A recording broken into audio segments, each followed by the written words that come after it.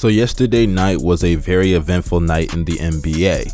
We saw the Portland Trail Blazers go out to the Denver Nuggets, and trust me, there will be a video about that coming out soon, so stay tuned for that. But the big story of the night is what transpired between the Phoenix Suns and the Los Angeles Lakers, as the Lakers lost Game 6 without Anthony Davis for a majority of the game after he went out with another groin strain and would be eliminated by the Phoenix Suns in the first round, which marks LeBron's first ever first round exit. He is now officially 14-1 in the first round, and it is to the Phoenix Suns that he takes that 1 L. And if you go on social media, you'll see numerous people bashing LeBron and the Lakers, saying they were frauds, saying LeBron's not the GOAT, and dissing the Lakers. This is typical things that happen on NBA Twitter. But what I hardly saw were people giving the Suns credit, and it led me to ask the question, was this game and series more about the Lakers just being frauds or the Suns just being that good? And before I get started, if you're not subscribed, press that subscribe button and that bell for post notifications. And if you want to support this channel, just feel free to drop a like as it helps me out with the algorithm. But also, let's give a shout out to our sponsors of the day, and that is StarStock. StarStock is a new and improved marketplace for sports card hobbyists to buy, sell, and invest in their favorite athletes. Their goal is to enable sports fans to instantly trade cards like never before. Sign up today with the promo code YoungMustard and receive $10 free whenever you make a deposit of $10 or more. Make sure you go and check out StarStock. Do not let me down. The link is down below in the description box. But without further ado, let's get started with the Lakers side of things and answer the question if they were frauds this whole entire time. For starters, when you look at this Lakers team in comparison to their team last year, it is an entirely different roster around LeBron and Anthony Davis. For starters, let's just look at the point guard play. Dennis Schroeder was brought in to replace Rajon Rondo, and not just Rajon Rondo, we're talking about playoff Rondo, a guy who last year was able to alleviate pressure off of LeBron and Anthony Davis by creating opportunities for them to score along with their other teammates on the roster. And because of his IQ, he just makes it look as easy as possible. But then you replace him with Dennis Schroeder, who I and many others initially thought would be a really good replacement, as he may not have the intangibles of Rondo in the playoffs, but he surely has the talent that Rondo lacks, especially from behind the three-point line. But we were all proven wrong, because Dennis Schroeder comes and has some of the worst games I have ever seen.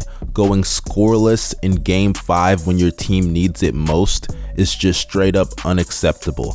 This man wants $100 million and is playing like he should be in China. And I can understand if you're just missing shots, but that was not the case with Dennis Schroeder. There were times where he was questioning himself, and you could see it on the court. They would go over his screens, he would be hesitant to shoot it, take bad three-point shots, and even when he was open, he wasn't even making them. They were just not even respecting his jumper, and I think that definitely affected him mentally with how he approached the game, because he did not approach it with any type of fire on the offensive end, which was very unlike what Rajon Rondo brought for them last year. But then you move on to the other pieces that they let go, with guys like Danny Green, Dwight Howard, and JaVale McGee. Now, I'm not going to say these guys are superstars, because they are surely not that, but Danny Green brought way more consistency on the defensive end than you saw from a lot of the players that they had in this series. In the case of Dwight Howard and JaVale McGee, they were better bodies that you could throw at bigs, such as DeAndre Ayden, I should say,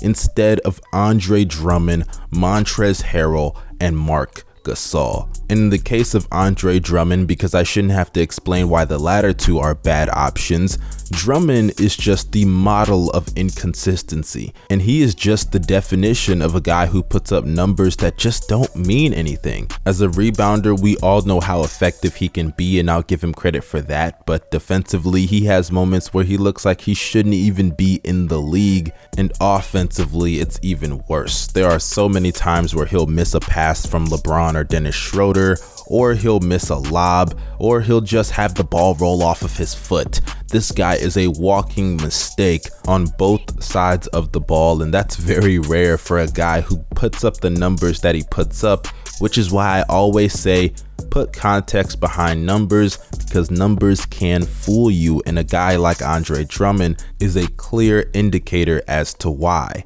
Now, when it comes to the Lakers being frauds, let me say this because I talked about LeBron in my last video as well as Anthony Davis, so I'm not going to dig too deep into that. If you haven't seen that video, make sure you go and check it out. But I think where the fraudulence comes into play for this team is their role players, because last year in the bubble, people forget their role players hit a lot of big shots for them, not only against the Blazers, against the Rockets, but also against the Nuggets and obviously the Miami Heat. They stepped up in each and every series, maybe not consistently, but you always at least got production from at least one or two of them. For example, let's look at Kyle Kuzma. Kyle Kuzma last year in the playoffs, yes, he did average only 10 points a game, but he shot way better than he did against the Phoenix Suns. He shot 31% from 3 on 4 attempts. Not great, but compared to what he shot against the Suns, which is 17%, a noticeable increase. Then you look at Alex Caruso, who stepped up in a lot of big moments, not only in the playoffs leading up to the finals, but also in the NBA finals. What did he shoot from 3? 29%. Wesley Matthews, who was brought in to be a 3-and-D player, what did he shoot from 3? 28%. KCP, who stepped up especially in the finals, what did he shoot? 21%.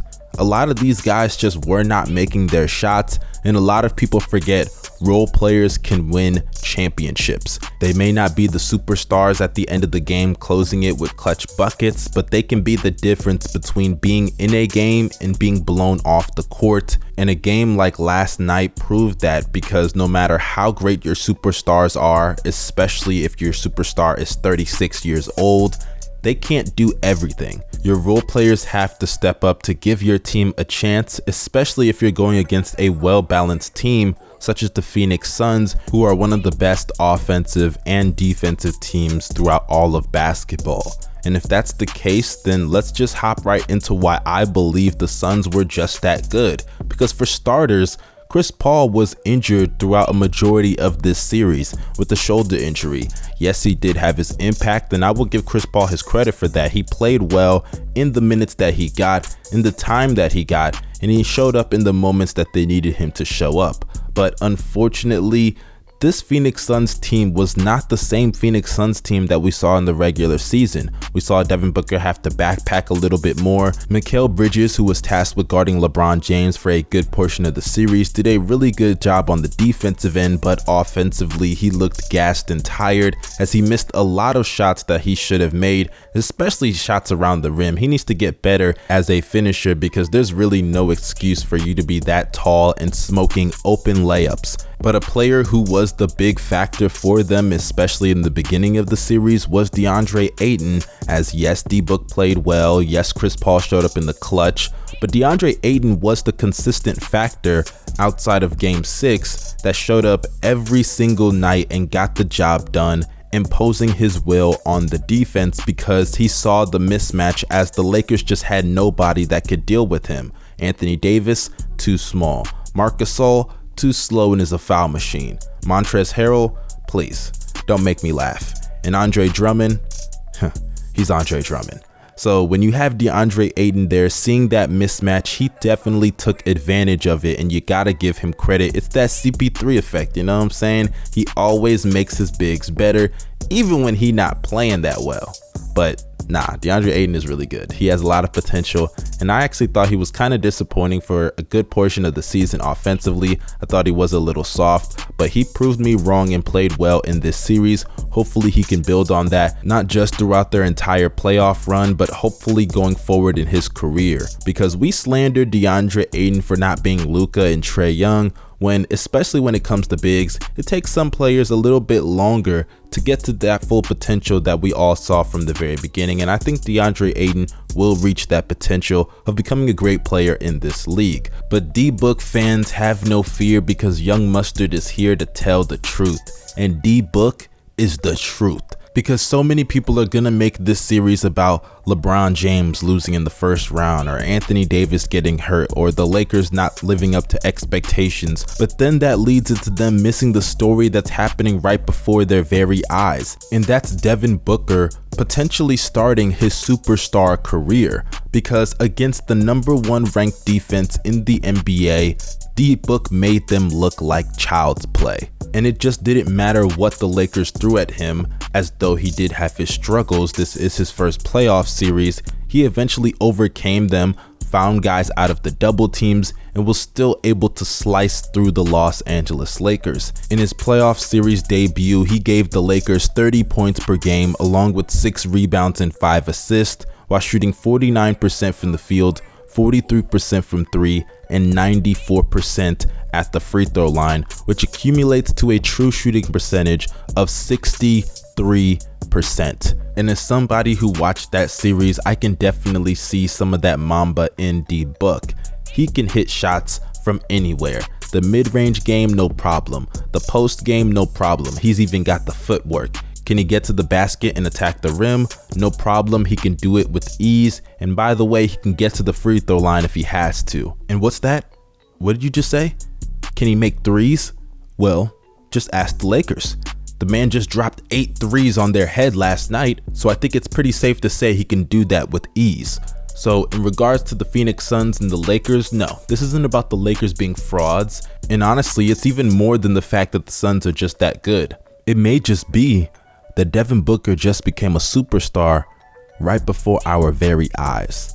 But if you disagree or agree, let me know down below in the comment section. And if you are not subscribed, not only to this channel, because you should be subscribed, make sure you're subscribed to my second channel. We're almost at 1,000 subs, and I appreciate all the support that you guys have shown. Continue to show that support, and if you're not subscribed, make sure you do that after watching this video. The link is in the description box, as well as down below in the comment section. But that concludes this video. Be sure to have a blessed day. This is your boy Young Mustard signing out.